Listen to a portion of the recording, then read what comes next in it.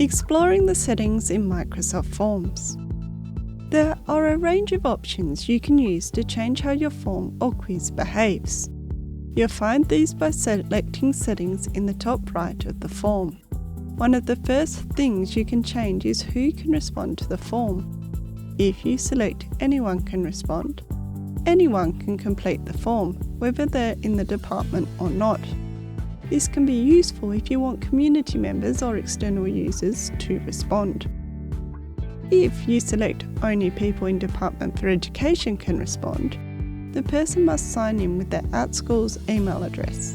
This means the form is limited to staff or students in the department.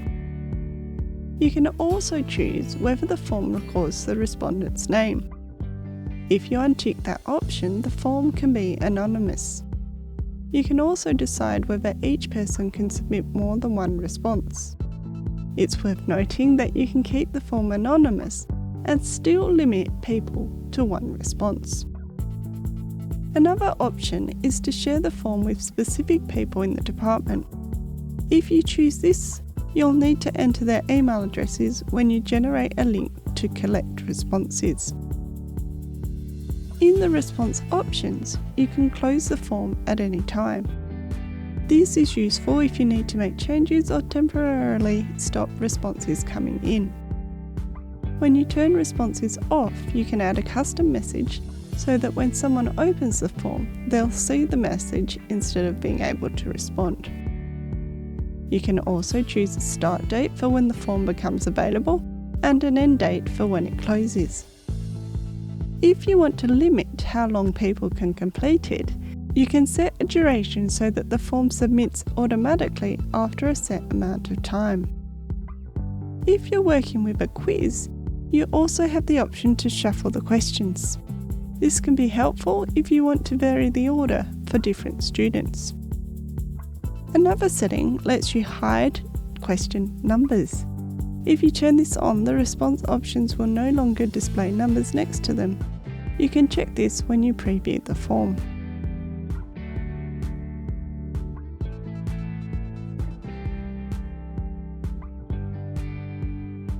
You can also turn on the progress bar, which is especially useful in longer forms.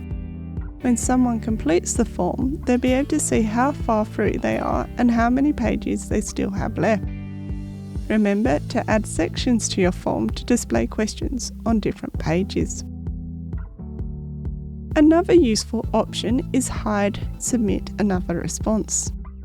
This removes the prompt that appears after someone submits the form. You can also customize the thank you message. This is a nice feature because it lets you change what people see after they submit their response. For example, you might include your email address so that they know who to contact if they have a question about the form. If the form is longer, you might also want to allow respondents to save their response and come back later. You can also allow them to edit the response after they've submitted it. This gives people more flexibility if they need extra time or want to fix something later. The last section is about email notifications. If you turn on the first option, the person who submits the form will receive an email confirmation. If you turn on the next option, the form owner will receive an email each time someone submits a response.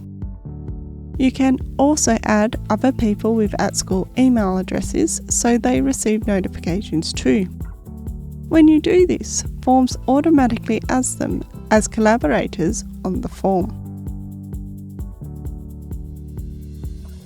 If you need to notify someone with an SA.gov email address, you can't add them in the same way.